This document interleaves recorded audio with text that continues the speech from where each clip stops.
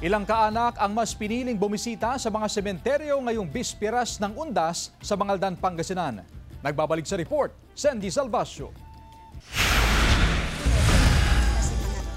Dumalaw na ang 64 anyos na si Nanay Leticia sa puntod ng yumaong kaanak sa Bangaldan Municipal Cemetery kaninang umaga. Siyempre mahirapan din ako, kaya nagahan ko na lang konting tao para pati yung pagdarasal maibibigay ko ng gusto yung pag-ano sa mga ano nila. Iniiwasan din daw ng mag-anak ni Nanay Leticia ang may init na panahon. Magsimula po ng oras na alas 9, yan na po yung malansangan ng panahon natin. Pagsapit po naman ng alas 2, ay makakaroon na po tayo ng tinatawag natin na cloud cluster na posible magkaroon tayo ng localized thunderstorm. Sa mga oras na ito ay patuloy pa rin ang pagdagsa ng mga bisita, hindi lang para magpalinis kundi para magtirik na rin ng kandila para sa mga namayapa nilang mahal sa buhay. Kung inyong mapapansin, karamihan sa kanila may kanya-kanyang dalang kagamitan bilang panangga sa mainit na panahon.